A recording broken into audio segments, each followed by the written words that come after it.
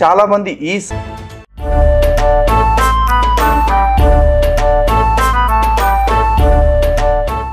హిందూ బంధువులందరికీ జై Shriram. Welcome to testimony roasting. ఈ క్రైస్తవ మత ప్రచారకులు లేదా క్రైస్తవ్యంలో కొత్తగా మారిన వాళ్ళు తా చెడ్డ కోతి వనమెల్లా చెరిచిందని వీళ్ళు మారిందే కాకుండా ఊరు మొత్తాన్ని మతం మార్చడం కోసం అని చెప్పేసి వీళ్ళు లేనిపోని మాటలన్నిటిని కల్పించి కట్టుకథలు సృష్టించేసి కొత్త కొత్త అబద్ధాలకి సాక్ష్యం అనే ఒక అందమైన ముసిగేసి మన ముందుకు తీసుకొస్తూ ఉంటారు. అటువంటి ఒక అబద్ధపు సాక్ష్యాన్ని ఎందుకు అబద్ధం అంటున్నాను అనేది మీ అందరికీ తెలుసు. నేను ప్రమాణం లేకుండా ఏ మాట మాట్లాడను. అటువంటి కొన్ని ప్రమాణాలు కొన్ని సాక్ష్యాలు చూపిస్తూనే ఈరోజు మీ ముందుకి ఒక అబద్ధపు సాక్ష్యాన్ని తీసుకొస్తా ఉన్నాను. ఈ సాక్ష్యాల్ని మీ అందరికీ పరిచయం చేయటం, అవి అబద్ధపు సాక్ష్యాలు అని నిరూపించడానికి కారణం ఏమిటి అంటే చాలామంది ఈ సాక్ష్యాలని చూపించే మత మార్పిడి చేస్తున్నారు కాబట్టి, ఈ సాక్ష్యాలు నిజమని నమ్మేసి అమాయకంగా మన వాళ్ళు కూడా మతం మారుతున్నారు కాబట్టి వాళ్ళందరినీ చీకటి నుంచి వెలుగు వైపుకి, అజ్ఞానం నుండి జ్ఞానం వైపుకి, అసత్యం నుండి సత్యం వైపుకి నడిపించాలి అన్నది మాత్రమే నా సంకల్పం.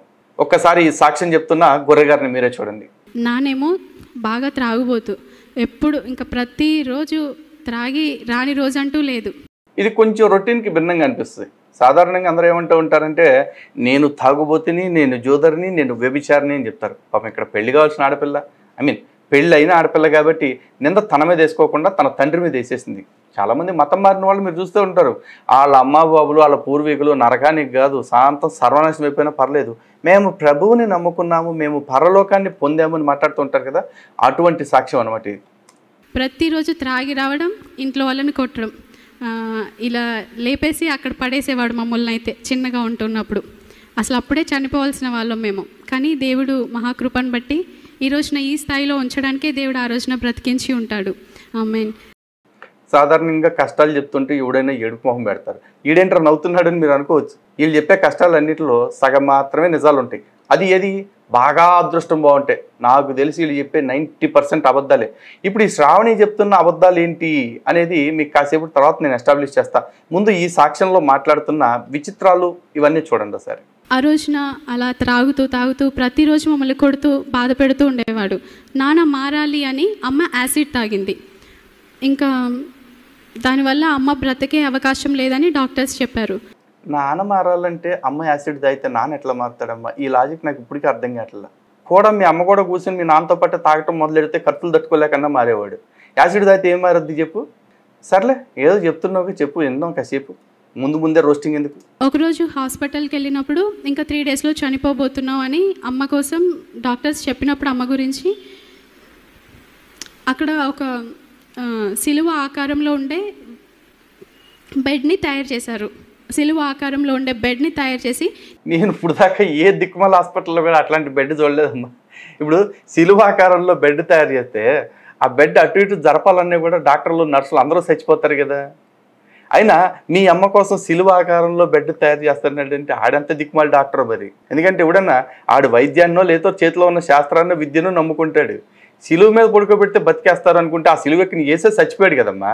ఆ సిలువను చంపటానికి వాడతారు. అట్లాంటి సిలువాకారంలో బెడ్ తయారు చేశాడు నువ్వు చెప్పటం, గొర్రెల్లాగా అక్కడ కూర్చున్న వాళ్ళు నమ్మటం, నువ్వు ఎల్లెలయ్య అంటే అదే అల్లెలుయ అంటే వీళ్ళందరూ అల్లులోయ అంటాం. ఏంటో ఈ మాటలు.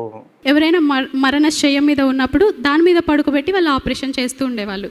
అలాగైనా దేవుని తెలుసుకుంటారనో మరి ఏంటో తెలియదు, కానీ సిలువ ఆకారంలో ఉండే ఒక బెడ్ని తయారు చేసి దానిపైన ఆపరేషన్ చేస్తూ ఉండేవాళ్ళు. ఇదైతే అయ్యి ఉండొచ్చు, అవకాశం ఉంది. ఎందుకంటే నువ్వు బహుశా మిషనరీ హాస్పిటల్కి పోయి ఉంటావు. అక్కడ చచ్చిపోయే ముందైనా సరే ఆ చచ్చేవాడిని మతం మార్చే సంపాలనేది వాళ్ళ ఫిలసాఫీ కాబట్టి వాళ్ళు అట్లాంటి దిక్మాల పనులు చేసి ఉండొచ్చు కూడా. హిందూ బంధువులరా గమనిస్తున్నారుగా మిషన్ హాస్పిటల్లో జరిగే మోసాలు ఎట్టా ఉంటాయో. బయట ఏమో వీళ్ళు మేము జ్వరాలు తగ్గించేస్తాం, క్యాన్సర్లు తగ్గించేస్తాం, ఎయిడ్స్లు తగ్గించేస్తాం అని చెప్పి ఇంత కొబ్బరి నుండి డబ్బా పట్టుకుంటారు. అక్కడికి వెళ్ళిన తర్వాత వాళ్ళేమో సిలువ ఆకారంలో బెడ్లు తయారు చేయటం, సెలైన్ బాటిల్ మీద సిలువ బొమ్మలు గీయటం, ఈ దరిద్రాలు. అప్పుడు అమ్మ కూడా అలాగే ఆ సిలువ ఆకారంలో ఉండే బెడ్ పైన పడుకోబెట్టి అమ్మకి ఆపరేషన్ చేసినప్పుడు పెద్ద డాక్టర్స్ అన్నారు ఇంకా ఇది అసాధ్యం వదిలేసేయండి అన్నప్పుడు చిన్నగా అప్పుడే ట్రైనింగ్ అయిన డాక్టర్స్ వచ్చి లేదు ఇది మాకు సాధ్యమవుతుంది, దేవుడు సహాయం చేస్తాడు అని చెప్పినప్పుడు అమ్మకి ఆపరేషన్ సక్సెస్ అయింది. అమ్మతో పాటు యాసిడ్ తాగిన వాళ్ళు చాలామంది అక్కడ హాస్పిటల్లో ఉన్నప్పటికీ వాళ్ళందరూ మరణించారు. ఎంతమంది తాగారమ్మా? మీ అందరికీ యాసిడ్ ఎక్కడి నుంచి దొరికిందమ్మా? అందరిలో ఒకటే మాదిరి సాగు మెటీరియల్లా? పురుగుల ముందు తాగిన వాళ్ళని చూశాను, విషం తాగి ఏదో రకమైన సైనైడ్ లాంటిది తాగిన వాళ్ళని చూశాను, కాకపోతే ఉరేసుకుని తెచ్చే వాళ్ళని చూశాను, ఏమీ కాకపోతే నెత్తని కిరసనాలు పోసుకున్న వాళ్ళని చూశాను. ఈ యాసిడ్ ఉద్యమం ఏందమ్మా? అని ఎంతమంది చచ్చిపోయారు? ఒక్కరు కూడా లేకుండా. కానీ అమ్మ ఒక్కతే బ్రతికింది. ఆడపిల్లలుగా నిజంగా ఆ రోజున అమ్మ చనిపోయి ఉంటే ఈ రోజున మేమేమైపోదామో. దేవుని మహాకృపను బట్టి అమ్మని దేవుడు బతికించాడు. మీరందరూ కూడా తొందరపడప్పుడే కన్నీళ్ళు ఎట్టే మాకండి కబుర్లేని అసలు కథ ముందుంది. అలనాడు హిజ్కియా ప్రేయర్ చేస్తే 15 సంవత్సరాల ఆయుష్ పొడిగించబడినట్టు అమ్మ ఆ రోజు నుండి ఇప్పటికీ 15 సంవత్సరాలు అయింది. ఏ రోజు మరలా ఇంకా హాస్పిటల్కి వెళ్ళలేదు. హల్లెలూయా. దేవునికి ఒక్కసారి చప్పట్లు కొట్టి మహింపరుద్దామండి. ఆ రోజున హిజ్కియాకి 15 సంవత్సరాల ఆయుష్ను పొడిగించిన దేవుడు ఈరోజు అమ్మ జీవితంలో కూడా 15 సంవత్సరాలు అవుతుంది ఇప్పటికీ. ఎప్పుడు హాస్పిటల్కి వెళ్ళడం కానీ ఇంకా ఏ సమస్య లేకుండా దేవుడు కాచి కాపాడుతూ ఉన్నాడు. యాసిడ్ అంటే మీ అందరికీ తెలిసే ఉంటుంది, ఇలా పోస్తేనే అది అలా పొంగిపోతూ ఉంటుంది. కానీ అటువంటి యాసిడ్ త్రాగినా కూడా ఇంకా అమ్మ బ్రతికిందంటే అది దేవుని మహాకృపను బట్టే. సో అప్పుడు అమ్మ అనుకుంటుంది, అసలు నాకు ఏ దేవుడు సాయం చేశాడు, ఏ దేవుడు బ్రతికించాడు నన్ను, ఏ దేవుడు ఇన్ని పూజలు చేశాను, నేను ఎప్పుడు అసలు నేను బ్రతకడానికి గల కారణం ఏ దేవుడు అని అమ్మ ఆలోచిస్తూ ఉంది. ఇంకా మొదలెట్లేదు ఏంటా అనుకుంటున్నా. వచ్చారా? ఎన్ని పూజలు చేసినా ఈ దేవుడు కాపాడలేదంటే అలాంటి వాటికి కాపాడాల్సింది దేవుళ్ళు కాదమ్మా, డాక్టర్లు. అందుకే వైద్యో నారాయణో హరిహి అని చెప్తుంది సనాతన ధర్మం. అంటే ఈ వైద్యుడు అనగానే ఎక్కడి నుంచో వచ్చి పడతాడు అనుకుంటారు. కాదు, అలాంటి వైద్యులు ఈ భూమి మీద ఉండేలాంటి అవకాశం కల్పించింది కూడా ఆ దేవుడే. అందుకే సాక్షాత్తు వైద్యుడిని హరితో పోల్చారు. దేవుడు అన్ని చోట్ల ఉండలేడు కాబట్టి ఇళ్లల్లో తల్లిదండ్రుల్ని, బయటికి వెళ్తే విద్యాబుద్ధులు నేర్పే గురువుల్ని, ఆ తర్వాత ప్రాణాలు నిలిపే డాక్టర్లను కావచ్చు, లేకపోతే మనకు సహాయపడే ప్రతి ఒక్కళ్ళలోనూ కూడా భగవదంశ ఉంది అని చెప్పేసి మనం భావించుకునేలాగా చేస్తారు. అలాంటి వాళ్ళు చేసిన సేవకి గుర్తుగానే మనం కూడా చెప్పుకుంటాం, మానవ సేవే మాధవ సేవ. అంటే సాటి మనుషులకి సేవ చేస్తే ఆ పరమాత్మకి సేవ చేసినట్లే అని సనాతన ధర్మం చెప్తుంది. అంతేగాని మన దేవుడు, మీరు కూడా ఒకప్పుడు హిందువులే కాబట్టి మన దేవుళ్ళు, సనాతన దేవుడు ఎవరైతే ఉన్నారో అనేకంగా కనిపించే ఆ ఒక్కడు ఏ రోజు కూడా నన్ను మొక్కపోతే నిన్ను పెట్రోల్ పోసి అంటిస్తా, నన్ను మొక్కపోతే నిన్ను రాళ్లతో కొట్టి చంపిస్తా, నన్ను మొక్కపోతే నిన్ను నరకంలో వేస్తా అని చెప్పేసి దిక్కుమాలిన ముష్టి మొదనష్టపు స్టేట్మెంట్లు ఏ రోజు ఇవ్వలేదన్నమాట. అవన్నీ నీకు తెలిసే అవకాశం కూడా లేదు. తెలుసుంటే నువ్వు మతం మారేదానివి కాదుగా. ఇంకా ఇదే టైంలో నాన్న మమ్మల్ని వదిలేసి వెళ్ళిపోయాడు. ఇంకా ఇద్దరు ఆడపిల్లలు, నేను ఎలా చూసుకోవాలి అని మమ్మల్ని వదిలేసి. అంటే యాసిడ్ తాగితే బతికిచ్చిన దేవుడు యాసిడ్ తాగేసిన మీ అమ్మ కోసం మీ నాన్నను మాత్రం మార్చలేకపోయాడు. ఏంటో ఏం జరిగిందంటే అక్క బావ వీళ్ళు కూడా చనిపోయారు. ఇటు చూస్తే నాన్న లేడు. చుట్టుపక్కల వారందరూ అసలు వీళ్ళ పరిస్థితి. ఇప్పుడు ఇందాక మీ అమ్మని కాపాడారు అన్నావు.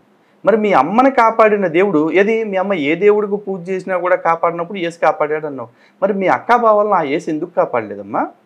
అంటే మీ అమ్మ విషయంలో ఉన్న ఆ స్పెషల్ క్వాలిటీ ఏంటి? లేకపోతే మీ అమ్మ విషయంలో పార్షియాలిటీ చూపించడానికి రీజన్ ఏంటి? ఎప్పుడైనా బుర్ర పెట్టి బుద్ధి పెట్టి ఆలోచించావా? లేదు. మనం మారాం కాబట్టి మన చుట్టూ ఉన్న వాళ్ళు అందరినీ మారిస్తే చాలు, ఇది మన బతుకు అయిపోతుంది ఏంటి అని అనుకుంటూ ఉన్నారు. ఒక రోజున ఈ దేవుళ్ళు బాగా విగ్రహారాధన చేసేవాళ్ళం మేము. అసలు ప్రతిరోజు లేవగానే విగ్రహారాధన చేయని రోజు అంటూ అసలు ఇంకా లేనే లేదు. బాగా విగ్రహారాధన చేసేవాళ్ళం. ఎందుకంటే మా స్థితి బాగా ఉండాలి, అందరికంటే బాగా ఉండాలి మేమని విగ్రహారాధన చేస్తే ఏదో వస్తుంది బ్లెస్సింగ్స్ అని చేస్తూ ఉండేవాళ్ళం. కానీ ఎప్పుడు ఏది రాలేదు.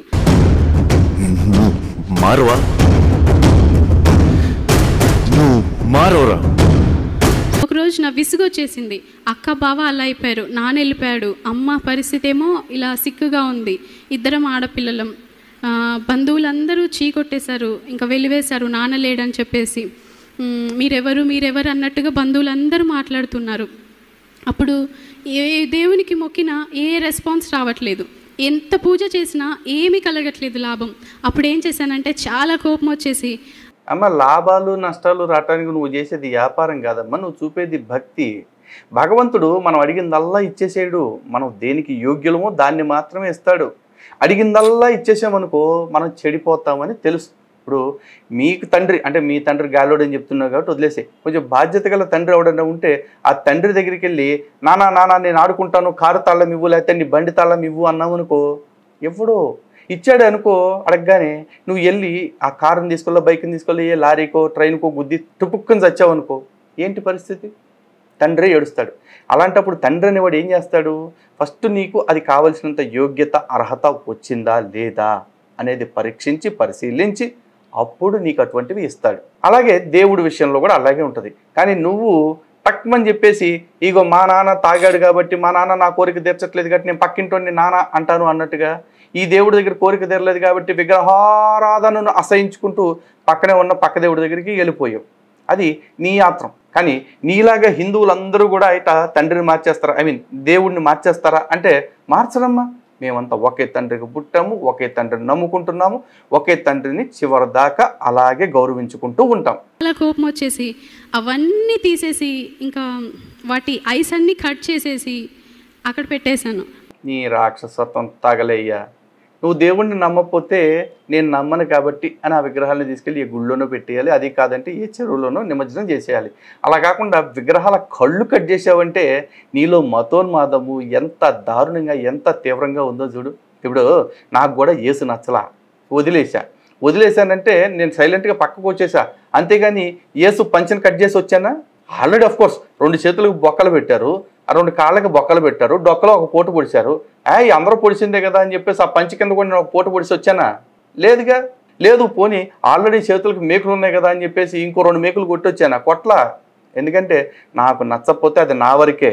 కానీ ఆ విగ్రహాలు, దేవతలు, దేవుళ్ళు ఇవన్నీ కూడా ఒక విశ్వాసానికి సంబంధించింది. నువ్వు నమ్మకపోతే చాలామంది నమ్మేవాళ్ళు ఉన్నారు, ఆ నమ్మేవాళ్ళకి ఇచ్చేయచ్చు. లేకపోతే ఎవరికి కాదనుకుంటే ఈ చెరువులో నిమజ్జనం చేయొచ్చు. అవన్నీ చేయలేదంటే నీలో పేరుకున్న మతోన్మాదం ఏదైతే ఉందో ఆ మతోన్మాదం నీలో అలా చేపిస్తూ ఉంది. ఈరోజు నువ్వు కన్వర్టెడ్ క్రైస్తవురాలని చెప్పుకుంటున్నావు. నువ్వు అప్పటికే కాదు, అంతకు ముందే కన్వర్ట్ అయ్యి ఉన్నావు. అప్పటికే క్రైస్తవ భావజాలానికి అలవాటు పడున్నావు కాబట్టే విగ్రహారాధన పట్ల, విగ్రహాల పట్ల నువ్వు అంత ద్వేషాన్ని పెంచుకున్నావు. ఎవడికి చెప్తావు నీ సొల్లు కబుర్లు శ్రావణి? ఎందుకు ఇలా చేసావని ఒక్క మాట అడగలేదు.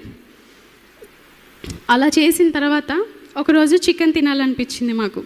చికెన్ తెచ్చుకొని వండుకొని తిన్నాక ఆ రోజు పడుకున్నప్పుడు ఏమైందంటే ఇంతింత పెద్ద కాక్రోచెస్ ఫ్లయింగ్, ఎగురుతూ ఉన్న కాక్రోచ్లు. ఏంది కాక్రోచ్లు అనుకుంటున్నావు? డైనోసార్ పిల్లలు అనుకుంటున్నామ్మా? అంతంత ఉంటానికే ఇంత పెద్దవి 1000 వచ్చాయి. అసలు ఎక్కడి నుండి వచ్చాయో తెలియదు. ఎన్ని వచ్చినాయో చూసారా? మళ్ళీ ఒకసారి అనండి. ఇంత పెద్దవి 1000 వచ్చాయి. అసలు ఎక్కడి నుండి వచ్చాయో తెలియదు. కొంప శుభ్రంగా పెట్టుకోకపోతే ఎక్కడి నుంచైనా వస్తాయమ్మా. ఎందుకంటే మనం తినటం మాత్రమే మన పని, పండుకోవటం మాత్రమే మన పని అనుకుంటే కొంప నిండా కాక్రోచ్లే వస్తాయి. పోనీ అవి కూడా ఎన్ని వచ్చినాయి అని చెప్తుంది? 1000 అని చెప్తుంది. ఎందుకంటే శ్రావణి గారు అప్డేటెడ్ వర్షన్ కాబట్టి. ఇదే శ్రావణి గారు ఒక 2 ఏళ్ల క్రితం సాక్ష్యం చెప్తే ఏం చెప్పారో తెలుసా? తినండి ఒకసారి. ఏదో ఒకరోజు నాన్ వెజ్ తెచ్చుకున్నామంటే సరే ఇంకా కాక్రోచ్లు వచ్చేసేది. ఆ కాక్రోచ్లు ఎలా అంటే ఆ ఒక్కరోజే కనబడేది. చాలా పెద్ద పెద్ద కాక్రోచ్లు, ఒక 100 to 200 వచ్చేది. అంటే ఇది 2 ఏళ్ల క్రితంలేండి. 100 to 200 వచ్చాయి. ఇప్పుడు అప్డేట్ అయ్యింది కదా, కాబట్టి అప్పట్లో 1000 వచ్చాయని చెప్పేది. పోనీ ఇప్పుడు తింటుంటే కూడా ఇంకా వస్తున్నాయి అంటే పోన్లే పిల్లలు పెట్టుకుని సంసారం చేస్తుంటే క్రైస్తవులు పెరిగినట్టే ఎవరినో మత మార్పిడి చేసినట్టు, జాతి మార్పిడి చేసి తెచ్చినాయి అనుకోవచ్చు. అని అక్క చెప్తుంది. అప్పుడు స్టోరీ ఇప్పుడు స్టోరీ ఒకటే, ఒకే సందర్భం. కాకపోతే ఆ రోజుల్లో కొత్త కాబట్టి 100-200 తాపింది. ఇవాళ ముదిరింది కదా, గొర్రె ముదిరి పొట్టేలు అయిపోయింది కదా, అందుకని చెప్పేసి 1000 అంటుంది అనమాట. ఇట్లాంటివి చాలా ఉంటాయి, చూస్తూ ఉండండి అంతే. ఇప్పుడు ఒక కాక్రోచ్ కూడా లేదు. ఎప్పుడు చికెన్ తెచ్చుకున్నా ఇంకంతే కాక్రోచ్లు వచ్చి పడుకొని ఇచ్చేవి కాదు అసలు నైట్. అసలు ఇది ఎందుకు జరిగేదో ఏంటో మాకు తెలియదు. కానీ ఎప్పుడైతే విగ్రహాల ఐస్ కట్ చేసి ఇంకా పూజ మానేసామో ఇంకా స్టార్ట్ అయిపోయింది మాకు. ఎప్పుడు చికెన్ తెచ్చుకుని అమ్మా నువ్వు బైబిల్ సరిగ్గా చదవలేదేమో. తనని పూజించలేదు కాబట్టి, తనని వ్యతిరేకించారు కాబట్టి మిడతల్ని, పేలని, పురుగుల్ని, దరిద్రాల్ని, తెగుళ్ళని అన్నీ వదిలేది బైబిల్ దేవుడే. హిందూ దేవుళ్ళు ఇప్పటివరకు ఎవరు అట్లాంటి పనులు చేయలే. ఇప్పుడు అక్కడ విగ్రహాల కళ్ళు బీకానని నువ్వు చెప్తున్నావు కదా, విగ్రహాల కళ్ళు బీకేసావు కానీ ఆ విగ్రహాలను ఇంకా కొంపలోనే పెట్టుకున్నావు కాబట్టి మీ దరిద్రపు కొట్టు శాపాలు ఇచ్చేవాళ్ళు ఎవడైతే ఉన్నాడో ఆడు పంపించుంటాడు. మా దేవుళ్ళు పంపరట్ట. ఎందుకంటే మా దేవుళ్ళు ఏ రోజు కూడా నన్ను మాత్రమే పూజ చేయాలి, నాకు మాత్రమే మొక్కాలా, లేకపోతే నేను నిన్ను తొక్కాలా అని చెప్పేసి దిక్కుమాల డైలాగులు వేయరు కదా. ఆ దిక్కుమాల డైలాగులు వేసేవాడిని అడగాల నువ్వు. ఈ కాక్రోచ్లు అక్కడే రా బాబు, కడుపు నిండా చికెన్ కూడా తిన్నా. అఫ్ కోర్స్ చికెన్ అంటే గుర్తొచ్చింది. ఎట్లాగే మీ బైబుల్లో కూడా ఉంటుందమ్మా. వెనకెవడు ఐగుప్తు నుంచి పారిపోయి ఇక్కడికి ఇజ్రాయెల్కి వస్తూ ఉంటే దోవ మధ్యలో వారి అమ్మ శుభ్రంగా అక్కడే బాగుందిరా బాబు, చేపలు కీరకాయలు దోసకాయలు అన్నీ తినేవాళ్ళము. ఈ దారిలోకి వచ్చిన తర్వాత ఏమీ దొరకట్లేదంటే మీ దేవుడే చేపలు ఇచ్చాడు అందరిని తినమని. తిన్న ప్రతి ఒక్కడో సచ్చాడు ఆ చేపలు తిని. బైబుల్ చదువుకో. అట్టా పురుగులు వదిలేది, చికెన్ అడిగాడని సావదైపోయేది మీ దేవుడమ్మా. ఎవరికి చెప్తున్నావు సొల్లు? ఎప్పుడు చికెన్ తెచ్చుకున్నా ఇలా కాక్రోచ్ వచ్చి అస్సలు పడుకొనిచ్చేవి కాదు. నైట్ 8 o'clock నుండి మార్నింగ్ 8 o'clock వరకు మీద పారుతూ అసలు జంప్ చేస్తూ ఉండేది. అప్పటి నుండి చికెన్ మానేసాం. ఒక 5 సంవత్సరాలు ఆల్మోస్ట్ 7 years వరకు అసలు నాన్ వెజ్ అంటే తెలియదు. మేము నాన్ వెజ్ తెచ్చుకున్న కాకులు వచ్చేసేది, చాలా ఇబ్బంది పెట్టేది. అలా అనేసి మేము నాన్ వెజ్ తినడం మానేసాము. ఒక 2-3 years వరకు నాన్ వెజ్ ఏమీ తినలేదు. అదేంటక్క, ఇంతకు ముందు వీడియోలోనేమో ఇప్పుడు 7 years అన్నావు, ఒక 2 years బ్యాక్ చెప్పే వీడియోలోనేమో 2-3 years నాన్ వెజ్ మానేసానని చెప్తున్నావు. అసలు ఒక్క మాట నిజం చెప్తున్నావా? అంటే స్క్రిప్ట్ అక్కడ ఏది గుర్తొస్తే చెప్పటమే, అది నాలిక లేకపోతే ఎందుకులే అని అంటే అన్నావు అంటారు. 2 ఏళ్ల క్రితమేమో 2 ఏళ్ల స్టోరీ చెప్పింది, ఇప్పుడు చెప్పేటప్పుడేమో 7 years మానేసావని చెప్తుంది. అప్పుడేమో చికెన్ తెచ్చుకున్నావు ఉంది, మరి ఇప్పుడు ఏమేమి తెచ్చుకున్నావు అని చెప్తుంది. ఏనండి మరలా 2-3 years తర్వాత మరలా ఒకరోజు ఫిష్ తెచ్చుకున్నాము. ఈసారి ఫిష్ కొంచెం ఈ రోజన్నా హ్యాపీగా తిందాము అనేసి ఫిష్ తెచ్చుకుంటే ఆ రోజు కూడా కాక్రోచ్లు వచ్చాయి. అన్ని ఇయర్స్ తర్వాత తెచ్చుకున్నా కూడా ఇవేంటి మమ్మల్ని ఇలా పీడిస్తున్నాయని చాలా ఏడుపు వచ్చేసేది. ప్రవ్వా, నేను నమ్ముకున్నాక కూడా ఈ శోధనలు ఏంటి అని. ఆయన్ని నమ్ముకున్నావు కాబట్టి ఈ శోధనలన్నీ, లేకపోతే ప్రశాంతంగా బతికేవాళ్ళు. చిన్న ఏమన్నా తట్టుకుంటే అయిపోద్ది. ప్రతి మనిషి జీవితంలో కొంచెం చిన్న కష్టాలు ఉంటాయి, నీకు ఒక్కదానికే రాలా. అందుకే పెద్దవాళ్ళు చెప్తారు కదా, కష్టాలు మనుషులకు వస్తాయి కానీ మానులకు రావు కదా అని చెప్పేసి. 10th class అక్కడ లేదని చెప్పేసి నానమ్మ వాళ్ళ ఊరికి వరంగల్ దగ్గర కల్వలలో మేము చదువుకోవడానికి నానమ్మ దగ్గరికి వెళ్ళాను. అక్కడ నానమ్మ చూస్తేనేమో నా కొడుకే లేడు, మిమ్మల్ని నేను ఎందుకు చదివించాలి అని చెప్తూ బాధ పెడుతూ ఉండేది. ఇంక అన్ని పనులు చేపిస్తూ ఉండేది. నువ్వు అనాథవి అని తిడుతూ ఉండేది. అంటే మీ నాన్న 1 నెంబరీ అయితే మీ నాయనమ్మ 10 నెంబరీ, నీకు తెలియదేమో మీ దేవుడి 100 నెంబరీ. అలా అన్ని పనులు చేపిస్తూ ఉండేది. సరే నాన్నలేడు కదా, నా పరిస్థితి ఇంతేనేమో అని చెప్పి నేను కూడా అన్ని పనులు చేస్తూ ఉండేదాన్ని. ఒక రోజున నేను మా నాన్నమ్మ వాళ్ళ ఇంట్లో ఉంటున్నప్పుడు ఎదురుగా ఒక చిన్న గృహకూడిక జరుగుతుంది. 9 సభ్యులు ఉన్నారు. వారు పాడుతున్న పాట ఏంటంటే వినిపిస్తుంది చూడండి. కొంప చుట్టుపక్కల ఎట్లాంటి మంద ఒక్కళ్ళు ఉంటే చాలు, చుట్టుపక్కల ఉండే వాళ్ళందరినీ చెడగొడతారనే దానికి మరొక ఉదాహరణ. అందరిలోన ఉన్నావు అన్నీ నీవై ఉన్నావు. పాట బాగానే పాడుతున్నావు కానీ పాట అర్థం ఎప్పుడైనా ఆలోచించావమ్మా? అందరిలోన ఉన్నావు అన్నీ నీవై ఉన్నావు నువ్వు పాడుతున్నావు కానీ నీ బైబిల్ ప్రకారమే చూసుకో. యేసుక్రీస్తు అందరిలో లేడు, యెహోవా అందరిలో లేడు. అన్నీ నీవై ఉన్నావా అంటే అన్నీ ఆయనే లేడు. ఒకవేళ ఉంటే కనుక ఈ విగ్రహాలు ఆయనే అవ్వాలా, ఈ ల్యాప్టాప్ ఆయనే అవ్వాలా, ఈ మౌస్ ఆయనే అవ్వాలా? రవుతాడా? అవ్వడు. ఏమన్నంటే మీ పాస్టర్లు ఏమంటారు, దేవుడు సర్వాంతర్యామి కానీ వస్తువుల్లో ఉండడు అంటారు. వస్తువుల్లో గదరా బాబు, సర్వాంతర్యామి అంటే ప్రతి అణువులోనూ ఉండాలి. అట్టా ఉండకపోతే ఆడు సర్వాంతర్యామి కాదు, సగవంతర్యామి అవుతాడు. కనీసం సగవంతర్యామి కూడా అవ్వలే, ఏదో అవడు. ఇంతకీ చర్చిల్లో కూడా చాలా చోట్ల చెప్తారు దేవుడు సర్వశక్తిమంతుడు సర్వాంతర్యామి అని చెప్తారు కదా, ఆ పదాలకు అర్థం తెలుసా మీకు? నాకేం తెలుసు, వర్డ్ బాగుంది కదా అని వాడేశా.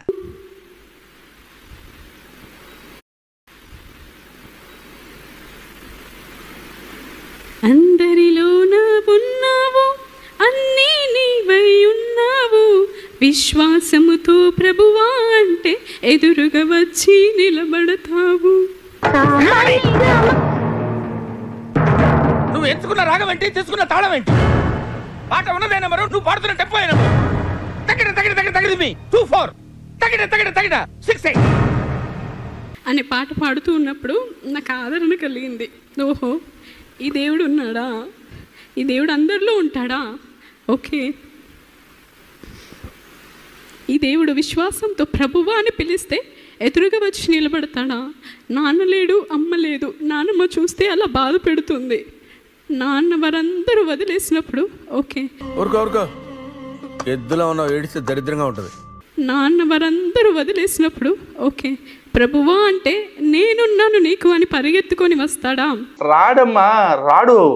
మీ ప్రభువునే మేకులు కొడుతుంటే నానా నానా నా చెయ్యి ఎందుకు వదిలేసావు అని అడిగితే దిక్కు మొక్కు లేదు సమాధానం చెప్పటానికి. మీ ప్రభువు నా బాబు వదిలేసినప్పుడు మీ ప్రభువు నీ కోసం వస్తాడని నువ్వు ఎట్టా అనుకున్నావు? అదంతా కూడా ఇల్యూజన్ లేదా హెల్యూజినేషన్. అందులో బ్రహ్మాండంగా చెప్తారు కదా, ఫైనల్ స్టేజ్ ఆఫ్ హెల్యూజినేషన్. లేనిది ఉన్నట్టు ఉన్నది లేనట్టుగా అనుకుంటూ ఉంటారు. అలాగే యేసు నిజం అని కూడా అనుకుంటూ ఉంటారు. కారణం ఏంటంటే ఆ యేసు అనేవాడు పుట్టనే లేదు అని చెప్పేసి ఎంతోమంది చెప్తా ఉన్నారు. ఎంతోమంది తగ్గెందుకు, నేను చెప్తా ఉన్నా, నా మాట నమ్ము అని చెప్పేసి అప్పుడు దేవుని తెలుసుకోవడం జరిగింది. అదేందమ్మా, అంతకు ముందు ఎప్పుడో మాసం కూరప్పుడే చెప్పావు కదా, ప్రభువా నిన్ను నమ్ముకున్నాక కూడా మాకేంటి శోధన అని అడిగానని చెప్పావు. మళ్ళీ ఇప్పుడేమో అప్పటి నుంచి దేవుణ్ణి తెలుసుకుంటున్నా అంటున్నావు.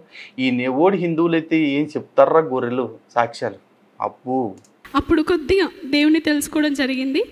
వాళ్ళు అలా పాటలు పాడుతూ గృహకూడిక పెట్టుకుంటూ ఉన్నప్పుడు ఆ గాలిలో వచ్చిన పాటలు నా చెవిలో పడి ఈరోజు నన్ను ఇక్కడ నిలబెట్టాయి. హల్లెలూయా. హిందూ బంధువులారా, మీరు కూడా మీ చుట్టుపక్కల గృహ కూడికల్లో వచ్చే గాలి మాటలు,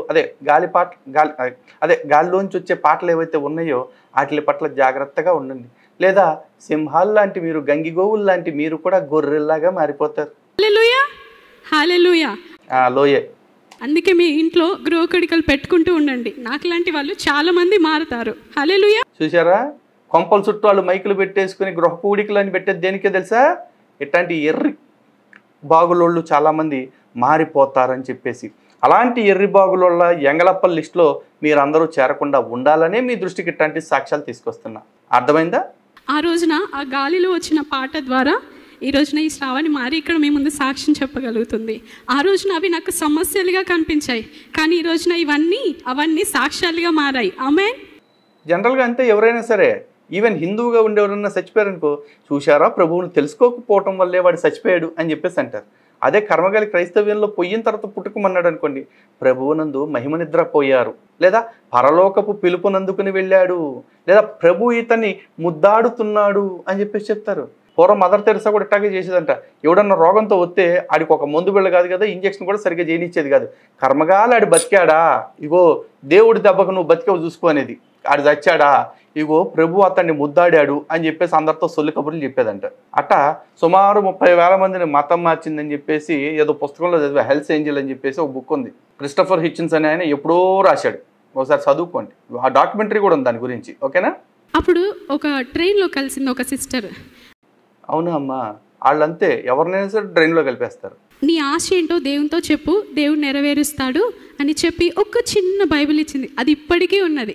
మా పిల్లలు కూడా ఆ చిన్న బైబిల్లో ఎత్తారు గిడియన్స్ ఇంటర్నేషనల్ వాళ్ళు. ఎందుకంటే కొత్త నిబంధన మాత్రమే ఉంటుంది.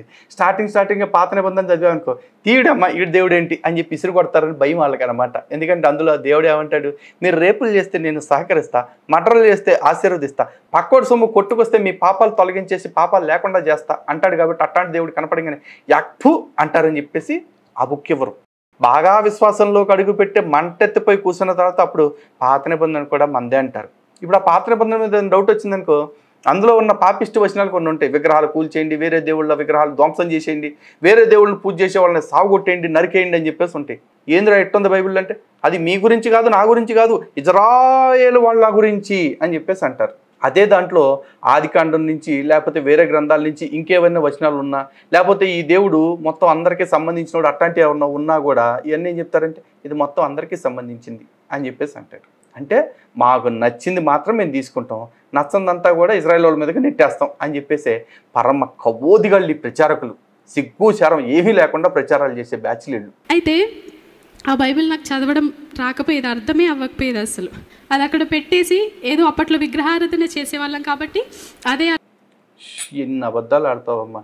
ఇప్పటికి చికెన్ కూరకు ముందు ఒకసారి చెప్పావు, యేసుని నమ్ముకున్నాక కూడా మాకు ఈ శోధన ఏంటని. ఇందాకేమో అదే గాలిపాట వచ్చిన తర్వాత గాలిపాట పాడేసి ఆ గాలిపాట వినేసి నమ్మేశానని చెప్పావు. ఇందాకేమో బైబిల్ తీసుకున్నాను, సిస్టర్ బైబిల్ ఇచ్చి చదవబడిందని చెప్పినావు. ఇప్పుడు వచ్చి మళ్ళీ విగ్రహారాధన చేసేవాళ్ళము కాబట్టి బైబిల్ని కూడా అట్టాగా ఆరాధించేదాన్ని అని చెప్తున్నావు. అసలు మీ అబద్ధాలకు అంతు పొంతు ఉండదా? అదే 10th క్లాస్లో దేవుడు నాకు 2nd ర్యాంక్ ఇచ్చాడు స్కూల్ మొత్తంలో. ఏమ్మా, ఫస్ట్ ర్యాంక్ ఎవరికి ఇచ్చారు? కాకెత్తుకుపోయిందా లేకపోతే యేసుని కాకుండా వేరే వాళ్ళని మొక్కే వాళ్ళకి వచ్చిందా? అది చెప్పాలి. సగం విషయం చెప్తే ఎట్టా చెప్పు, బుర్ర దొబ్బింది ఆల్రెడీ మాకు ఇక్కడికే. సో నాన్నమ్మ ఇల్లు ఇవ్వట్లేదు అని చెప్పేసి ఒక దగ్గర రెంట్ తీసుకొని అక్కడ ఉన్నాము. ఆ ఇంటి ఓనర్ క్రిస్టియన్స్. ఆహా. దానివల్ల వాళ్ళు ఒకరోజు గృహ కూడిక పెట్టుకున్నప్పుడు, అమ్మ నువ్వు సాంగ్స్ నేర్చుకున్నావంటగా, 2 సాంగ్స్ నేర్చుకున్నాను. అప్పుడు నువ్వు అంటే ఈ ఒక కూడిక పెట్టారు అంటే కనీసం ఒకళ్ళిద్దరు హిందువుల్ని తీసివేతల కింద లెక్కేసుకోవాలి మనం, అంతేగా. సాంగ్స్ నేర్చుకున్నావంట కదా, ఒకసారి వచ్చి మా ఇంట్లో గృహ కూడిక జరుగుతుంది, కూర్చో కొద్దిసేపు అని ఇన్వైట్ చేసినప్పుడు నేను వెళ్ళాను. అప్పుడు నైట్ అవుతుంది, అమ్మ చెల్లి పడుకున్నారు, అక్కడే పడుకున్నారు అదే హాల్లో. అప్పుడు పాట పాడుతున్నాను, ఇదే పాట నేను నేర్చుకున్నదే, అందరిలోనూ ఉన్నావు అన్నీ నీవై ఉన్నావు అని పాట పాడుతున్నప్పుడు అమ్మ పడుకుంది అనుకొని నేను ఆ పాట పాడుతున్నాను వాళ్ళ దగ్గర. కానీ అమ్మ వింటుంది, అమ్మ అర్థం చేసుకుంది, ఓహో ఈమెకి జీసస్ అంటే ఇష్టం అట్టుంది అని చెప్పేసి అమ్మ అక్కడ ఊరు నుండి ఇక్కడికి వచ్చినప్పుడు ఏమీ తీసుకురాలేదు, ఇంకా విగ్రహాలన్నీ అక్కడ వదిలేసి వట్టి చేతులతో వచ్చేసింది అమ్మ. ఒక లగేజ్ తీసుకొని వచ్చేసింది. ఇంటర్ వచ్చేసాక అమ్మ కూడా ఒకరోజు చర్చ్కి వెళ్దామని మా ఇంటి ఓనర్ అమ్మ ఇన్వైట్ చేసినప్పుడు మేము చర్చ్కి వెళ్ళాము. అలా అలా అలా చర్చ్కి అయితే వెళ్తున్నాము. కర్మ ఏంటంటే ఏ హిందువు అయినా ఆడు గుడికి వెళ్ళాలనుకున్నప్పుడు ఆడు వెళ్తాడు తప్ప మొత్తం ఊరందరినీ పోగేసుకెళ్దాం, పక్కన ఏ మతాల ఉన్నారో వాళ్ళందరినీ కూడా లాక్కుని వెళ్దాం, ప్రతి ఒక్కడికి కళ్ళబొల్లి కబుర్లు చెప్దాం, ఇట్లా ఏమీ లెక్కాడు. కానీ వీళ్ళ ఓనర్ అమ్మని చూసారుగా, ఆమె చర్చికి పోతా ఏమని వీళ్ళ అమ్మని కూడా లాక్కుని వెళ్ళే ప్రయత్నం చేసింది. లాక్కుని వెళ్ళే ప్రయత్నం ఏముంది, లాక్కెళ్ళింది లిటరల్గా. అలా బుద్ధి అట్ట ఉంటుంది. ఇంటర్లో కూడా దేవుడు కాలేజ్ మొత్తంలోనే 3rd ర్యాంక్ ఇచ్చాడు. ఏమమ్మా 10th బెటర్గా అమ్మా, 10thలో కనీసం 2nd ర్యాంక్ ఇచ్చాడు. ఇంటర్మీడియట్కి వచ్చేపాటికి కాస్త విశ్వాసం పెరిగిందిగా, అప్పుడు 1st ర్యాంక్ కదా రావాలి, 3rd ర్యాంక్ ఎందుకు పోయింది ఎవ్వరం ఏమలే. కాలేజీలో ఏమేమి జరిగిందో మాకేం తెలుసు. నాకు ఖమ్మం కొత్త కాబట్టి ఎలా వెళ్ళాలో తెలీదు. నాకు ఆ టెన్షన్కి చాలా ఫీవర్ వచ్చేసింది. అప్పుడు నా దగ్గర చూస్తే 20 రూపీసే ఉన్నాయి. ఇంకో 2 డేస్లో ఎగ్జామ్ ఉంది, ఏం చేయాలో అర్థం కావట్లేదు. ఏడుస్తూ ఉన్నాను, ఏడుస్తూ అలా పడుకొని ఏడుస్తూ ఉన్నాను. ఏడుస్తూ ఉన్నప్పుడు ఒక పక్కన రూమ్ సిస్టర్ వచ్చి హాస్పిటల్కి తీసుకెళ్లారు. ఈ డాక్టర్ బాగా చూస్తారు, ఒక్కసారి రా అని అంటే ఆ 20 రూపీస్ పట్టుకొని హాస్పిటల్కి వెళ్ళాను. హాస్పిటల్కి వెళ్తే అమ్మ నీకు చాలా ఫీవర్ ఉంది, 108 ఫీవర్ ఉంది, ఇది 2 డేస్లో ఎగ్జామ్ ఉంది, ఇంజెక్షన్ చేయాలి అని చెప్పారు. ఓపీఏ 300 అయింది. ఇంజెక్షన్, ట్యాబ్లెట్స్, డాక్టర్ ఫీజు అని చెప్పి మొత్తం కలిపి 500 ప్లస్ ఏబో వేశారు. అప్పుడు ఏడుస్తూ ఉన్నాను. ఏంటమ్మా ఏడుస్తున్నా, నేను ఏం చెప్పలేదు, ఏం అనలేదు కదా అంటే, సారీ డాక్టర్ నాకు ఇంజెక్షన్ వద్దు, ఏది వద్దు, నాకు ఏ ఓపీ వద్దు, నేను వెళ్ళిపోతాను, నా దగ్గర అంత అమౌంట్ లేదు అని ఏడుస్తూ ఉంటే, దానికి ఎందుకు ఏడవడం అమ్మ, వద్దులే, నీకు సాయం చేస్తే దేవుడు నాకు సాయం చేస్తాడు అని చెప్పి 10 రూపీస్ తీసుకొని 10 రూపీస్ నాకు రిటర్న్ ఇచ్చేసి ఆ 10 రూపీస్ మెడిసిన్ బిల్ కట్టండి అని చెప్పారు. హల్లెలూయా. దేవుడు ఆ రోజున అంత కృప చూపించాడు కాబట్టి ఈరోజు నేను ఆరోగ్యంగా ఇక్కడ నిలబడ్డా. నిజంగా ఆ రోజు నాబోటోడైతే ఆ డాక్టర్ గారు ఎవరైతే అంత సేవ చేశారో అలాంటి వాడికి జీవితకాలం రుణపడి ఉంటాం. నిజానికి భగవంతుడు కూడా కోరుకునేది అదే.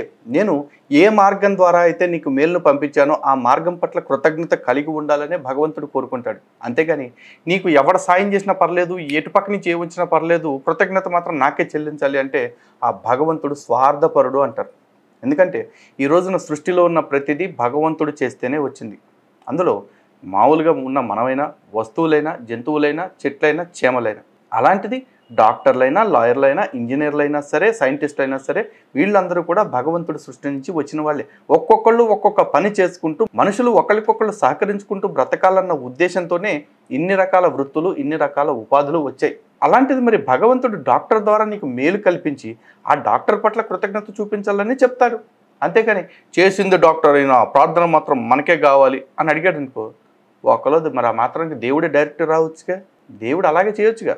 ఈ లాజిక్ మీలాంటి క్రైస్తవులకు, ముస్లింలకు ఎప్పటికీ అర్థం కాకపోవచ్చు. కానీ హిందువులమైన మేము ఎవరి పట్ల విశ్వాసం ఉండాలి, ఎవరి పట్ల కృతజ్ఞత కలిగి ఉండాలి, కానీ ఎవరి పట్ల శరణాగతి చెయ్యాలి అనేదంతా మాకు స్పష్టత ఉందమ్మా.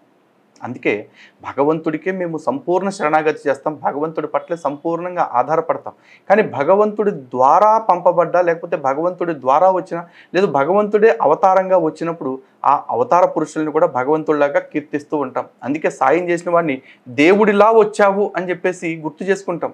అంటే దేవుడే ఆ రూపంలో వచ్చాడు అని మేము నమ్ముతున్నాం. కాబట్టి నీలాగా తినేది ఒకటి సొమ్మును, పాడేది ఒకటి పాట అన్నట్టు మేము చెయ్యం.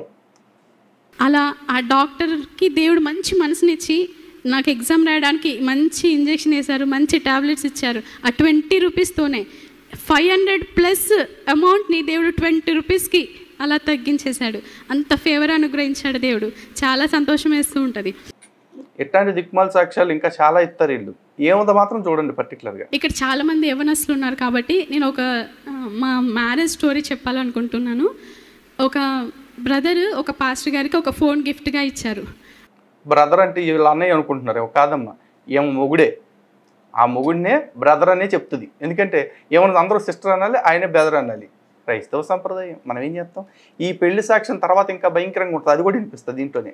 అందులో బ్రదర్ కాంటాక్ట్స్, ఇంకా చాలామంది బ్రదర్స్ కాంటాక్ట్స్, అంకుల్స్, ఆంటీస్, అన్ని సిస్టర్స్ అందరి ఉన్నాయి కాంటాక్ట్స్. నేను డిగ్రీ చదువుతూ ఉన్నప్పుడు ఆ ఫోన్ నేను కొనుక్కోవడం జరిగింది. పాస్టర్ గారు నాకు అమ్మేశారు, బాగా పనిచేయట్లేదు అని చెప్పి. అప్పుడు ఆ ఫోన్ నేను కొనుక్కున్నప్పుడు నేను సర్టిఫికేట్స్ కోసమని కాలేజ్కి వెళ్తూ, అలా కాలేజ్లో హాస్టల్ నుండి కాలేజ్కి వెళ్తూ ఉన్నప్పుడు కొంతమంది బాయ్స్ వెంటపడుతూ ఉండేవాళ్ళు.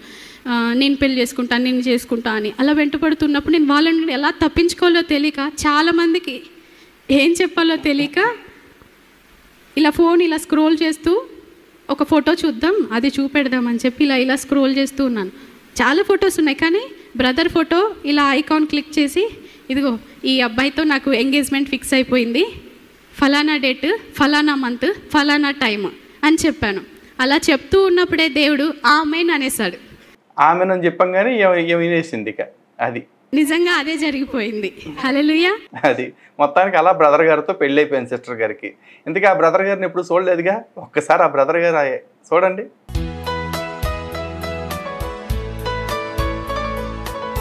చూశారుగా బ్రదర్ గారి ఫోటో. బ్రదర్ గారి పక్కనే సిస్టర్ గారి మ్యారేజ్ ఫోటో కూడా ఉందన్నమాట. ఇప్పుడు ఇంతకీ ఈ బ్రదర్ గారు సిస్టర్ గారి మ్యారేజ్ సాక్ష్యం కూడా మీకు చూడాలని గులబుట్టే ఉంటుందిగా. అది కూడా చూపిస్తా కొద్దిగా సేపటి తర్వాత. యవ్వన కాలంలో ఉంటున్నప్పుడు ప్రేమిస్తూ ఉంటారు కదా. సో అలా మేము పెళ్ళికి ముందు ఏం చేసామంటే, తను అక్కడే వాళ్ళ ఇంట్లో, నేను మా ఇంట్లో ఉన్నప్పుడు ఫోన్స్ చేసుకొని అందరూ తర్వాత ఏంటంటో మాట్లాడుకుంటారు. నాకు అంతగా తెలియదు, ఎలా చెప్పాలో అర్థం కావట్లేదు. ఏంటంటో మాట్లాడుకుంటారు. కానీ మేము పెళ్ళికి ముందు ఏం చేసామంటే 3 o'clock లేసి కాన్ఫరెన్స్ కాల్లో ప్రేయర్ చేస్తూ ఉండేవాళ్ళం.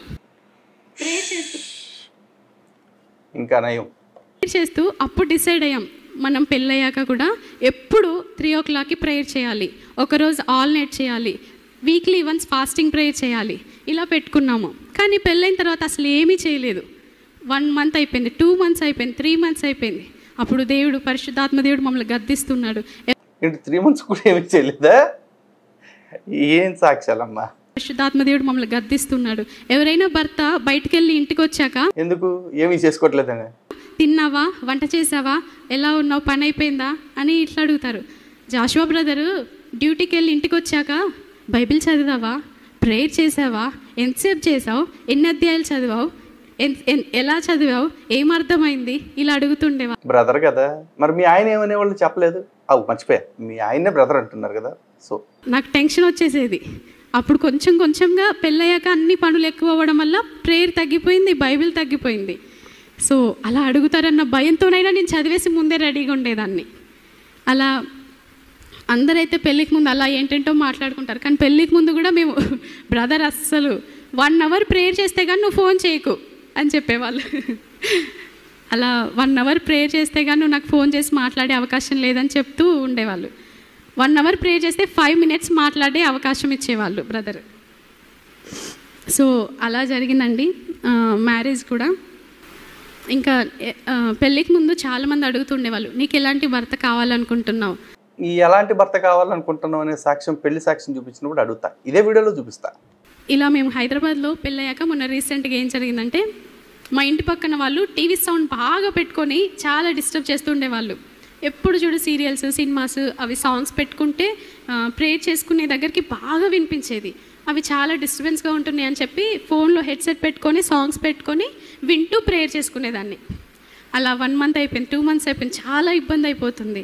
అప్పుడు నేను ఏం చేశానంటే, మా కిచెన్లో, నేను ఎక్కువ కిచెన్లో ఉంటాను కాబట్టి కిచెన్లో యుద్ధము యెహోవాదే అని రాసి పేపర్ని అక్కడ స్టిక్ చేసి, ఎప్పుడు సాంగ్ వినబడ్డా వాళ్ళది యుద్ధం యెహోవాదే, యుద్ధం యెహోవాదే, యుద్ధం యెహోవాదే అని పలుకుతూ ఉండేదాన్ని. అలా పలుకుతూ ఉన్నప్పుడు ఆ రాసిన వెరీ నెక్స్ట్ డే వాళ్ళ టీవీ పగిలిపోయింది. హల్లెలూయా. ఇదేదో పెద్ద ఘనకార్యంలో చెప్తావిందమ్మా. యెహోవా అనే అతను అసూయ కలిగిన దేవుడు, ఐఆమ్ జలస్ అని చెప్పేసి యెహోవా అని చెప్పుకుంటున్నాడు. అంత సుప్రభ దేవుడు ఇంకేం చేస్తాడు? ఇంకా పక్కన వాళ్ళు టీవీలు బాగా కొడతాం, పక్కన వాళ్ళు ఆస్తులు తగలేయటం తప్ప. బైబిల్లో ఇట్లాంటి ఉదాహరణలు బోధ్ చూడండి. యెహోవా వెళ్ళి పక్క వాళ్ళ సొమ్ము దోసుకురమ్మని, దొబ్బుకు రమ్మని, అట్లా నాశనం చేయమని చెప్పినాయి. ఇప్పుడు కూడా అదే చేస్తున్నాడు. ఈ మారలేదన్నమాట. అయితే మీరేంటో మీ విధానాలు ఏంటో ఇప్పటికి నాకు అర్థం అవరో బాబు. మీరు అలా చేయకండి, తిడతారు. పక్కన వాళ్ళ టీవీ పగిలిపోతే పాపకి ఎంత నవ్వు వస్తుందో. ఈ అమ్మ సైకోయిజం జనాలకి ఇట్లా ఉందన్నమాట. నేను చెప్పి ముగిస్తాను. మీ ఇంట్లో ఎవరింట్లోనైనా ఎలుకలు ఉన్నాయా? ఎలుకలు ఉన్నాయా? నాకు తెలీదమ్మా. అయితే మా ఇంట్లో చిన్నగా ఉంటున్నప్పుడు ఇల్లు ఎలుకలు ఆల్మోస్ట్ పిల్లికి కొంచెం చిన్న సైజు, చాలా పెద్దగా ఉండేది. పిల్లికి కొంచెం చిన్న సైజు అంటే అర్థం చేసుకోండి ఎంత పెద్దగా ఉండేదో. చాలా 50+ అలా ఉండేదేమో. అస్సలు వాటి స్మెల్. 2 years బ్యాక్ దీని గురించి చెప్పలా మరి? అప్పుడు ఒక 10 అన్న చెప్పే ఉంటుంది పాపం. ఎందుకంటే 2 years బ్యాక్కి ఇప్పటికి 200 బొద్దింకలు 1000 బొద్దింకలు అయినాయి. 2 ఏళ్ళు మానేసిన నాన్ వెజ్ 7 ఏళ్ళు అయింది. మరి ఇప్పుడు 50 ఎలుకలు ఉన్నాయంటే అప్పుడు కనీసం 10 ఉండే ఉంటాయి. అవి తిరగడం చాలా అసహ్యంగా ఉండేది. ఒకరోజు ఫాస్టింగ్ ఉండి మోకరించి, ఈరోజు ఏదేమైనా సరే మా ఇంట్లో ఎలుకలు ఉండడానికి వీల్లేదని చెప్పి మోకరించి డోర్స్ అన్నీ వేసేసుకొని, కొంచెము మా అమ్మ వాళ్ళు ఎప్పుడన్నా వస్తారేమో బయటికి పనికి వెళ్ళారు, డోర్స్ కొంచెం ఓపెన్ చేసేసి నేను ప్రేయర్ చేస్తున్నాను ఫాస్టింగ్ ఉండి. దానికి ఎందుకమ్మా ప్రేయర్ బొక్క? రాట్కిల్ ఏదోటి పెట్టేస్తే సరిపోయేదిగా. గ్లూను ఏదోటి చేస్తున్నాను 9 o'clock నుండి 3 o'clock వరకు ప్రేయర్ అయిపోయింది. ఇంకా చేస్తూనే ఉన్నాను. ఇంకా మోకాళ్ళ మీద నుండి ఏడుస్తూ ప్రేయర్ చేస్తున్నాను. మా ఇంట్లో ఎలుకలు ఉండొద్దు. ఎలుకల కోసం ఏడ్చావా? అంటే ఎలుకలు ఉన్నాయని ఏడ్చావా, లేకపోతే ఏడిస్తే తప్ప మీ దేవుడు మాట్లాడని ఏడ్చావా? అర్థం కావట్లేదమ్మా. ఏడుపుగొట్టి ప్రార్థనలు చూస్తే తప్ప మారడేమో. ప్రభా మా ఇంట్లో ఎలుకలు ఉండొద్దు, డిస్టర్బెన్స్ ఉండొద్దు. నైట్ పడుకున్నా కూడా అసలు పడుకోనిచ్చేవి కాదు. అప్పుడు నేను మోకరించి ఉపవాసం ఉండి ప్రార్థిస్తున్నప్పుడు. ఎవరితో పడుకున్నప్పుడు అని చెప్పలేదమ్మా. అంటే మీరేమో అట్టకు ప్రార్థనలో ఉంటారు అంటున్నారు కదా. అంటే మీ అమ్మగారి ఇంట్లో ఉన్నప్పుడా లేకపోతే మీ భర్త గారి ఇంట్లో పడుకున్నప్పుడా అని చెప్పాలి క్లారిటీగా. ఒక పిల్లి, నేను కొంచెం డోర్ ఓపెన్ చేసి పెట్టాను, అమ్మ వాళ్ళు వస్తారని ఒక పిల్లి వచ్చి అంతే ఎలుకల్ని తీసుకుంటుంది, వెళ్ళిపోతుంది. ఏంటి సౌండ్ అని చూస్తే పిల్లి నోట్లో పెద్ద పెద్ద ఎలుకలు. వస్తుంది తీసుకెళ్తుంది,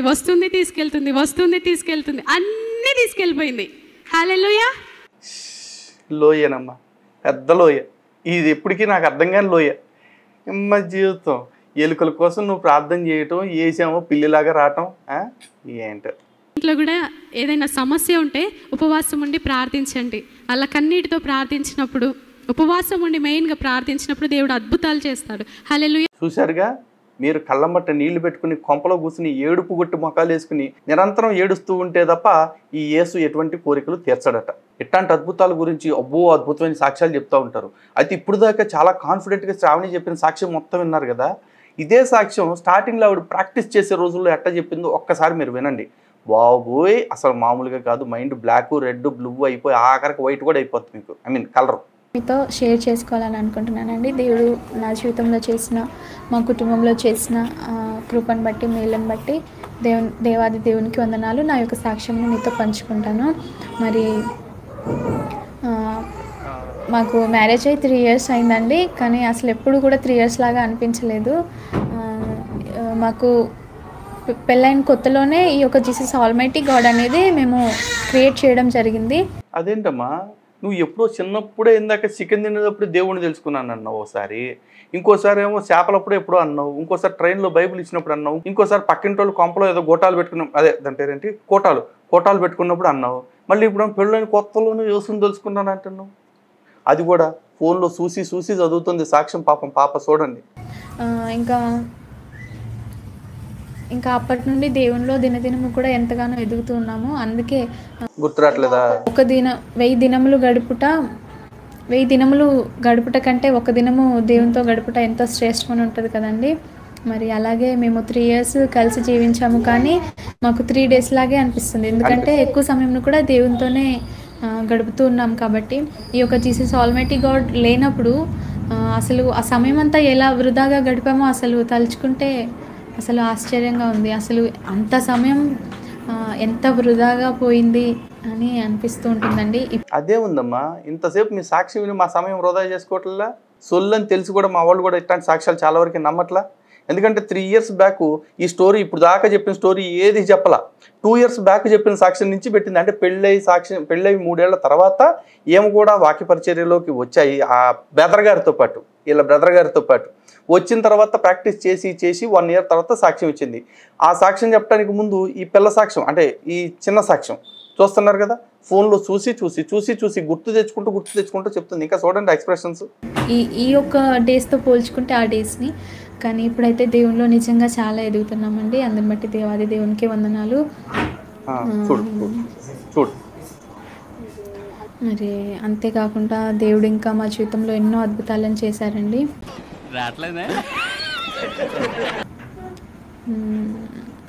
మరి అంటే చాలామందికి న్యూ కపుల్స్కి ఎలా ఉంటుందండి, అటు వెళ్ళాలి ఇటు వెళ్ళాలి అని ఆ జర్నీ చేయాలని ఉంటుంది కదా. కానీ మాకు ఎప్పుడూ అలా అనిపించలేదు. ఎందుకంటే ఆ సమయం అంతా కూడా దేవునితోనే గడుపుతూ ఉండేవాళ్ళం. వీడియో ఎడిటింగ్స్ చేయడం అని ఇంకా అలా ఆ ఎడిటింగ్స్తోనే అలా గడుపుతూ ఉండేవాళ్ళం. అందుకే ఎప్పుడు కూడా మాకు ఎటు వెళ్ళాలని ఎప్పుడు ఏం అనిపించలేదు. దేవునితోనే, ఎందుకంటే ఆ ఎడిట్ చేసిన వీడియోల మీద వచ్చే ఇన్కమ్తోనే బతకాల్సింది. మరి దేవునిలోనే మేము సంతోషాన్ని వెతుకుతూ ఉన్నాం కాబట్టి బయట సంతోషం అంతగా మాకు ఎక్కువ అనిపించలేదు. అంతేకాకుండా ఇంకా బ్రదర్ కూడా నన్ను చాలా బాగా చూసుకున్నారు. వినటానికి చాలా ఇసుగ్గా శాండాలంగా ఉందమ్మా. బెదర్ నిన్ను బాగా చూసుకోవటం ఏంటమ్మా? బెదర్ కాదు తల్లి. 3 years కూడా అసలు ఈ 3 yearsలోనే నిజంగా నేను చాలా సంతోషంగా ఉన్నాను, ముందు డేస్ కంటే కూడా. చిన్నప్పటి నుంచి చెప్పుకోవటానికి ఏముంది, దరిద్రం తప్ప. అందుకని హ్యాపీగా ఉంటే ఉండొచ్చు. అంత మాత్రం హ్యాపీగా ఉంచాడు కాబట్టి మొగుడిని పట్టుకుని బెదరంటే ఎట్టంటప్పుడు కొన్ని సామెతలు గుర్తొస్తాయి. కొత్తగా పతివ్రత అయిన అమ్మాయి అంట మొగుడిని పట్టుకుని అన్నయ్య అందంట. ఇట్టగే వస్తుంది సామెతలు. మరి రామంటే ఏమన్నా అంటే ఫీల్ అవుతారు. సామెతలాగా తీసుకోండి. ఎవరన్నా అయితే ప్రెగ్నెన్సీ వచ్చిందనగానే అమ్మగారి ఇంటికి పంపించేస్తారు కదండి. డెలివరీ అయ్యాక కూడా అమ్మగారింటి దగ్గరే ఉండాలంటారు. కానీ బ్రదర్ పెళ్ళైన స్టార్టింగ్లోనే చెప్పారు, నేను ఎక్కడికి పంపించాను, నేనే చూసుకుంటాను మొత్తం అనేసి. అలాగే తన యొక్క మాట నిలబెట్టుకున్నారు అన్నట్టు. తనే అన్నీ చూసుకునేవారు. ఇంకా బ్రదర్ కూడా చాలా మంచిగా చూసుకునేవారు అన్నట్టు. కనీసం చిన్న పైసా కట్నం కూడా తీసుకోకుండా పెళ్లి చేసుకున్నారండి. దాన్ని బట్టి దేవునికి వందనాలు. ఇంకా ఇంకా అమ్మగారింటికి కూడా ఎక్కువగా వెళ్ళేదాన్ని కాదు నేను. ఎందుకంటే బ్రదర్ అంటూ ఉండేవారు, హస్బెండ్ మంచిగా చూసుకుంటే అమ్మ వాళ్ళు గుర్తు రాకుండా అలా చూసుకోవాలి హస్బెండ్ అంటే అని చెప్పేవారు. అదే రీతిగా బ్రదర్ నన్ను అలా చూసుకునేవారు. అందుకే నేను ఇయర్లీ వన్స్ మాత్రమే ఇంటికి వెళ్తాను. అదైనా కూడా క్రిస్మస్కి అందరం కలిసి క్రిస్మస్ని కొంచెం ఎంజాయ్ చేద్దామని. అందుకే ఇయర్లీ వన్స్ మాత్రమే ఇంటికి వెళ్తాను. ఇంకా దేవుడు మా జీవితంలో ఎన్నో సర్లేండి. ఎట్లాంటి సోలు చాలా చెప్తూ ఉంటుంది. చూశారు కదా, సాక్ష్యాన్ని ప్రాక్టీస్ చేసే రోజుల్లో ఎట్లా చెప్పింది, ప్రాక్టీస్ చేసిన 1 సంవత్సరం తర్వాత ఏ విధంగా చెప్పింది. అంటే 100, 150 బొద్దింకలల్లో 1000 తర్వాత 3 సంవత్సరాలకు 1000 ఎట్ట అయినాయి. 2 సంవత్సరాలు నాన్ వెజ్ మానేసిన అమ్మాయి 7 years నాన్ వెజ్ ఎట్టా మానేసింది. అంతకుముందు చికెన్ తింటే చాలు అనుకున్నామా, చేపలు కూడా తెచ్చుకుని ట్రై చేసింది బొద్దింకలు వస్తాయా రావా అని. ఇట్లాంటి చాలా చాలా అద్భుతాలు ఉంటాయి. కానీ ఈ సాక్ష్యం చూసిన తర్వాత మీలో కొద్దిమందికైనా సరే వీళ్ళు అబద్ధాలు చెప్తూ ఉంటారు, సాక్ష్యాన్ని ఎలా చెప్పాలి అనేది ఒక స్టోరీ రాసుకుని ఆ స్టోరీ ప్రకారం వెళుతుంటారు అన్న విషయం మీకు అర్థమైందా? ఎందుకంటే 3 సంవత్సరాల క్రితం ఏమో చెప్తున్న సాక్ష్యంలో బెదర్ గారు మంచోళ్ళు, మళ్ళీ బెదర్ అంటే అన్నయ్య అనుకునేవాళ్ళు, మొగుడు గారే. ఆ బెదర్ గారు మంచోళ్ళు, ఆ బెదర్ నన్ను బాగా చూసుకునేవాడు, ఆ బెదర్ మా కొంప కూడా బానివ్వకుండా నన్ను ఇంట్లోనే అట్టి పెట్టుకుని వీడియో ఎడిటింగ్లు చేయించేవాడు, ఇట్లాంటివన్నీ చెప్పిందిగా. మరి అక్కడెక్కడా కూడా ఎలుకలు, బొద్దింకలు, పిల్లెత్తుకుపోటాలు, పిల్లి కోతలు, పెచ్చ కథలు ఏమీ లేవు కదా. కానీ సడన్గా సంవత్సరం తర్వాతకి ఎట్టొచ్చినాయి అంటే అట్నే వస్తాయి. ఆ వచ్చే దాంట్లో కూడా పర్టికులర్గా 2 విషయాలు వచ్చినాయి చూసారా. నేను బహుగా విగ్రహారాధన చేసేవాళ్ళం, కానీ ఏ విగ్రహం మమ్మల్ని ఆదుకోలేదు అని చెప్పేసి అక్కడ విగ్రహాలని బదనాం చేయడానికి ఒక స్టోరీ తయారు చేసుకున్నారు. కారణం ఏంటంటే అట్లాంటి స్టోరీ అల్లుకుంటేనే హిందువుల్ని మాయ చేయగలరు, మోసం చేయగలరు, హిందువుల్ని ఎర్ర పుష్పాలని చేసి వాళ్ళ మతంలో కలుపుకోగలరు. కాబట్టి దాన్ని బట్టి శ్రావణి చెప్పిన సొల్లు సాక్ష్యం అంతా కూడా అబద్ధం అని ఈ పాటికే అర్థమై ఉండాలి. కాబట్టి ఇట్లాంటి సాక్ష్యాలని ట్రోలింగో రోస్టింగో ఎందుకు చేస్తున్నాము అనే దాని వెనకాల ఉన్న పరమార్థాన్ని అర్థం చేసుకుని ఇట్లాంటి రోస్టింగ్ వీడియోని ఎక్కువ మందికి షేర్ చేయండి. ఎందుకంటే ఈ సాక్ష్యం వీడియో కనీసం 1,00,000 మంది చూస్తే, మన రోస్టింగ్ వీడియో 2 లక్షల మంది చూస్తేనే తప్ప పర్పస్ వర్కౌట్ అవ్వదు. ఇంకా ఇలాంటి దొంగ సాక్ష్యాలకు సంబంధించిన అనేక వీడియోలు మీ ముందుకు తీసుకువస్తాము.